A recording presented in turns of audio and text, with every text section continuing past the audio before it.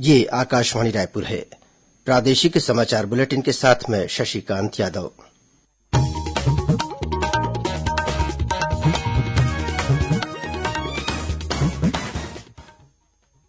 और अब पेश है आज के मुख्य समाचार। छत्तीसगढ़ में नेतृत्व परिवर्तन की अटकलों के बीच नई दिल्ली में मुख्यमंत्री भूपेश बघेल ने राहुल गांधी से मुलाकात की। राज्य के 53 विधायक भी दिल्ली पहुंचे। केंद्रीय जनजातीय कार्य मंत्री अर्जुन मुंडा ने आज जगदलपुर में मां दंतेश्वरी एयरपोर्ट में ट्राइफेड के आउटलेट का शुभारंभ किया। एक भारत श्रेष्ठ भारत अभियान के तहत छत्तीसगढ़ प्रवास पर आए गुजरात के प्रतिनिधिमंडल ने आज राज्यपाल अनुसुईया उइके से राजभवन में मुलाकात की। और आजादी के अमृत महोत्सव के तहत बस्तर जिले के बकावंड में मिनी आईकॉप के आयोजन के साथ ही प्रदेश में हो रहे हैं अनेक कार्यक्रम।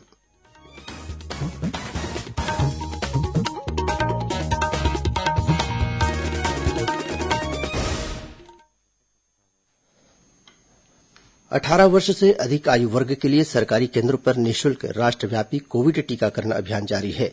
युवा श्रोताओं से हमारा आग्रह है कि स्वयं कोविड रोधी टीका लगवाएं और अन्य लोगों को भी इसके लिए प्रोत्साहित करें। कोविड स्वास्थ्य के लिए खतरा बना हुआ है, ऐसे में एहतियाती उपायों के पालन में कोताही न बरतें। जब तक आवश्यक न हो घर से बाहर न निकलें और 3 सरल उपायों का पालन करें। मास्क लगाएं, 2 गज की सुरक्षित दूरी बनाए रखें, बार-बार हाथ धोएं और चेहरा साफ रखें। कोविड से संबंधित जानकारी और मार्गदर्शन के लिए राष्ट्रीय हेल्पलाइन नंबर काम कर रही हैं।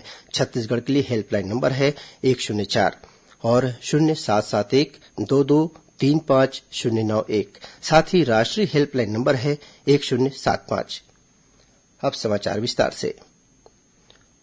छत्तीसगढ़ में नेतृत्व परिवर्तन को लेकर चल रही अटकलों के बीच आज मुख्यमंत्री भूपेश बघेल और प्रदेश कांग्रेस के प्रभारी महासचिव पीएल पुनिया ने कांग्रेस के पूर्व राष्ट्रीय अध्यक्ष राहुल गांधी से मुलाकात की।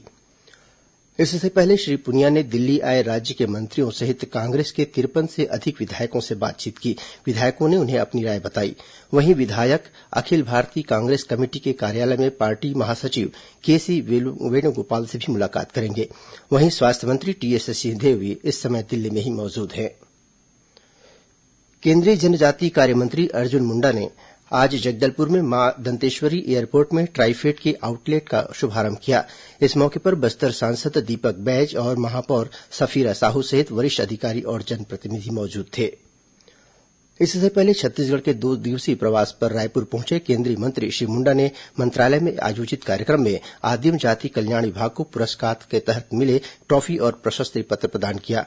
इस मौके पर उन्होंने कहा कि वनांचल क्षेत्रों में निवासरत आदिवासी वनवासी लोगों की आय के लिए लघु वनोपज का संग्रहण एक महत्वपूर्ण साधन होता है। इस दिशा में छत्तीसगढ़ में बेहतर ढंग से काम किया जा रहा है। यहाँ के लघु वनोपज संग्राहकों को इसका अधिक से अधिक लाभ दिलाया जा रहा है। इस अवसर पर आदिम जाति कल्याण मंत्री डॉक्टर प्रेमसाय टेकाम भी उपस्थित थे। वहीं केंद्रीय मंत्री अर्जुन मुंडा से नेता प्रतिपक्ष धरमलाल कौशिक ने मुलाकात कर वनवासी समाज के विकास के संबंध में चर्चा की। श्री कौशिक ने केंद्रीय मंत्री को अनुसूचित जनजाति के जातिगत मात्रात्मक त्रुटियों से समाज को हो रही परेशानियों से अवगत कराया। इस पर श्री मुंडा ने हर संभव मदद का आश्वासन दिया। एक भारत श्रेष्ठ भारत अभियान के तहत छत्तीसगढ़ प्रवास पर आए गुजरात के प्रतिनिधिमंडल ने आज राज्यपाल अनुसुईया उइके से राजभवन में मुलाकात की। इस प्रतिनिधिमंडल का नेतृत्व गुजरात विधानसभा के अध्यक्ष राजेन्द्र त्रिवेदी कर रहे हैं। इस मौके पर राज्यपाल ने प्रतिनिधिमंडल से राज्य के पर्यटन स्थलों का भ्रमण करने का आग्रह किया। उन्होंने बताया कि छत्तीसगढ़ के प्राकृतिक सौंदर्य अद्भुत हैं। यहाँ पर विश्व प्रसिद्ध चित्रकूट जलप्रपात और अन्य पर्यटन स्थल हैं।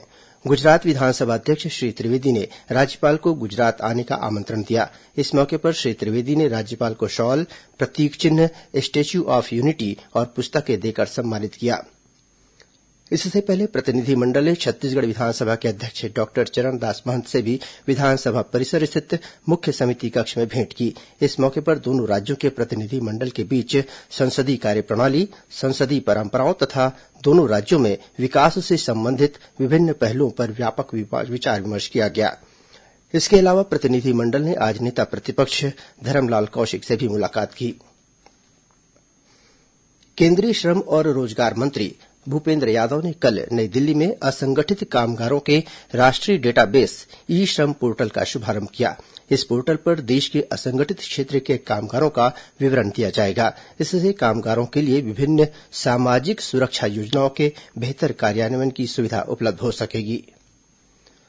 सोशल मीडिया और अन्य माध्यमों से प्रसारित राष्ट्रीय ग्रामीण स्वास्थ्य मिशन के तहत मध्यप्रदेश और छत्तीसगढ़ के प्रत्येक जिले की हर ग्राम सभा में 6,575 पदों पर भर्ती संबंधी विज्ञापन का राष्ट्रीय स्वास्थ्य मिशन छत्तीसगढ़ ने खंडन किया है।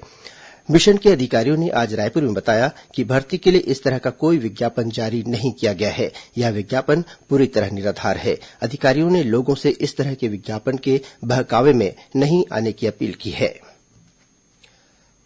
केंद्रीय सूचना और प्रसारण मंत्री अनुराग ठाकुर तथा संस्कृति मंत्री किशन रेड्डी ने आज नई दिल्ली में चित्रांजलि एट 75 शीर्षक से 2 प्रदर्शनियों का उद्घाटन किया। पहली ई फोटो प्रदर्शनी संविधान निर्माण से संबंधित है, जबकि दूसरी फिल्म पोस्टरों से संबंधित वर्चुअल प्रदर्शनी है। आजादी के अमृत महोत्सव के रूप में सूचना और प्रसारण मंत्रालय 23 से 29 अगस्त तक विशेष सप्ताह मना रहा है। इसके तहत देशभर में विभिन्न मीडिया इकाइयों के माध्यम से कई गतिविधियां और कार्यक्रम चलाए जा रहे हैं। गीत और नाटक प्रभाग देशभर में 100 से अधिक कार्यक्रम आयोजित कर रहा है। प्रादेशिक समाचार अब आकाशवाणी रायपुर से सुन रहे हैं और अब आगे बढ़ते हैं बाकी के समाचारों की ओर। आजादी के अमृत महोत्सव के तहत प्रादेशिक समाचार एकांश आकाशवाणी रायपुर द्वारा प्रश्नोत्तरी कार्यक्रम का आयोजन किया जा रहा है। इसके तहत हिन्दी बुलेटिन सुनने वालों के लिए आज का प्रश्न है कि जाने माने स्वतंत्रता संग्राम सेनानी और प्रख्यात पत्रकार तथा साहित्यकार माधवराव सप्रे ने वर्ष 1900 में किस नाम से साहित्यिक शैक्षणिक पत्रिका निकाली थी। प्रश्न एक बार फिर सुन लें। जाने माने स्वतंत्रता संग्राम सेनानी और प्रख्यात पत्रकार तथा साहित्यकार माधवराव सप्रे ने वर्ष 1900 में किस नाम से साहित्यिक शैक्षणिक पत्रिका निकाली थी। आप अपने जवाब ईमेल अथवा एसएमएस के जरिए भेज सकते हैं। ये जवाब ईमेल आईडी raipurSAWAL@gmail.com अथवा फोन नंबर 94242088182 पर एसएमएस के जरिए भेज सकते हैं। श्रोताओं को सिर्फ एसएमएस या ईमेल के जरिए जवाब भेजने हैं, व्हाट्सएप के माध्यम से नहीं। व्हाट्सएप के जरिए भेजे गए जवाब स्वीकार नहीं किए जाएंगे। जिस श्रोता का सबसे पहले सही जवाब प्राप्त होगा उसे विजेता माना जाएगा और उसके नाम की घोषणा कल प्रसारित होने वाले हिन्दी प्रादेशिक समाचार बुलेटिन में की जाएगी। साथ ही उसे प्रादेशिक समाचार एकांश की ओर से डिजिटल प्रमाण पत्र भी जारी किया जाएगा। आजादी के अमृत महोत्सव के तहत प्रदेश में इन दिनों विभिन्न कार्यक्रम आयोजित किए जा रहे हैं। इसी कड़ी में पत्र सूचना कार्यालय, पीआईबी और प्रादेशिक लोक संपर्क कार्यालय रायपुर के संयुक्त तत्वावधान में आज कांकेर में आजादी का अमृत महोत्सव में छत्तीसगढ़ का योगदान विषय पर एक वेबिनार का आयोजन किया गया।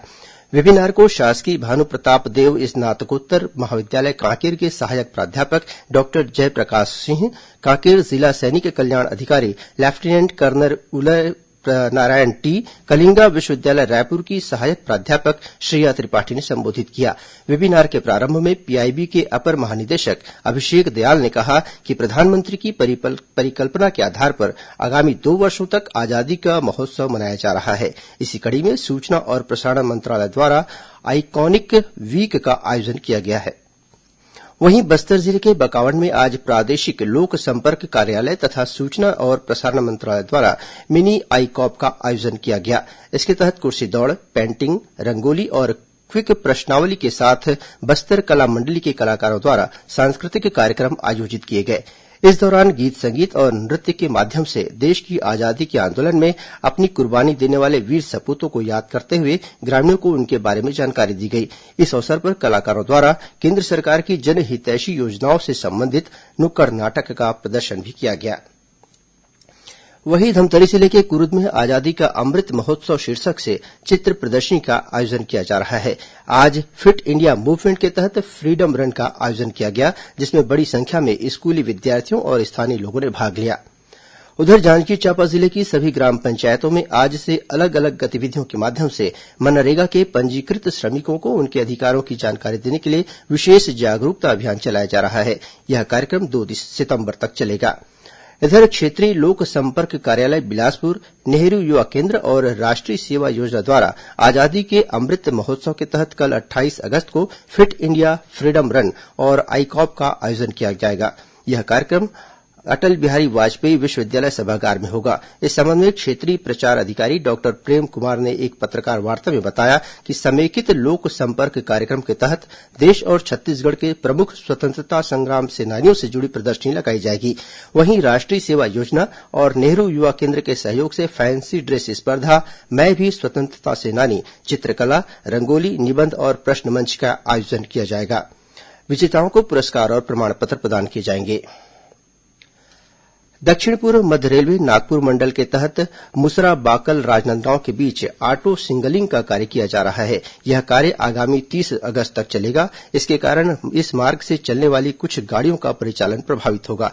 दुर्ग और गोंदिया से चलने वाली दुर्ग गोंदिया मेमू और Gondia Itwari MEMU special train आगामी 3 दिनों तक रद्द रहेगी। इसी तरह झारसुगड़ा गोंदिया स्पेशल ट्रेन 29 अगस्त तक नहीं चलेगी। वहीं रायपुर डोंगरगढ़ मेमू दुर्ग तक चलेगी। यह गाड़ी डोंगरगढ़ के बीच रद्द रहेगी। वहीं रायपुर रेल मंडल के तिल्दा बैकुंठ स्टेशनों के बीच स्थित समपार फाटक तुलसी गेट पर मरम्मत के कारण 29 अगस्त को सुबह 8 बजे से 5 दिनों तक इस फाटक से आवागमन बंद रहेगा। और अब कुछ अन्य खबरें संक्षिप्त में।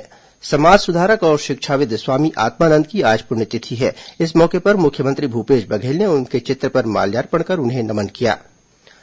अंत में मुख्य समाचार एक बार फिर। छत्तीसगढ़ में नेतृत्व परिवर्तन की अटकलों के बीच नई दिल्ली में मुख्यमंत्री भूपेश बघेल ने राहुल गांधी से मुलाकात की। राज्य के 53 विधायक भी दिल्ली पहुंचे। केंद्रीय जनजातीय कार्य मंत्री अर्जुन मुंडा ने आज जगदलपुर में मां दंतेश्वरी एयरपोर्ट पर ट्राइफेड के आउटलेट का शुभारंभ किया। एक भारत श्रेष्ठ भारत अभियान के तहत छत्तीसगढ़ प्रवास पर आए गुजरात के प्रतिनिधिमंडल ने आज राज्यपाल अनुसुईया उइके से राजभवन में मुलाकात की। और आजादी के अमृत महोत्सव के तहत बस्तर जिले के बकावंड में मिनी आईकॉप के आयोजन के साथ ही प्रदेश में हो रहे हैं अनेक कार्यक्रम। इसी के साथ प्रादेशिक समाचार बुलेटिन समाप्त हुआ। नमस्कार।